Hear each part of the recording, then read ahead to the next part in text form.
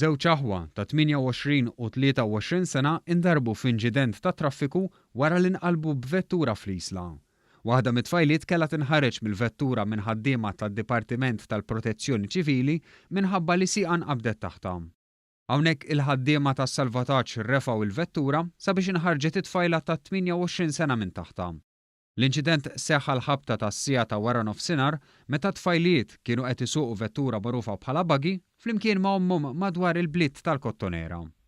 It-tfajla ta' 23 sena li kienet passiġġiera ġarbet ukoll xi ġrieħi fida. Fuq il-post issejħet ambulanza b'tim mediku sabiex tassisti lill-vittmi u ħadithom l-isptar Mater Dei għall-kura. Min informazzjoni li ksibna jidher li t-tfajla ta' 28 sena ġarbet ġrieħi gravi minħabba ksur f'sieqa filwaqt li oħta ta' 23 sena ġarbet ġrieħi ħfief. Anzjan ta' 70 sena mill-Mosta ddaħħal l-isptar Mater Dei wara li ttajjar minn karozza fraħal ġdid. L-inċident seħħ l-ħabta tal-10:09 ta' 2 filgħodu fi Vjal Santa Lucia, meta l-anzjan intlaqat minn vettura tal-għamla Hyundai Accent li kienet qed tinstaq minn raġel ta' 44 sena mis-Serbja. Bil-konsegwenza tal-impatt, il-windscreen tal-karozza spiċċa f'biċċiet.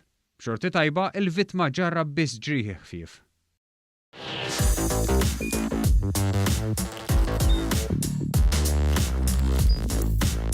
Idħol fuq one.com.mt u hemmhekk tista' tara l-programmi kollha li jxandru fuq One permezz ta' One Play.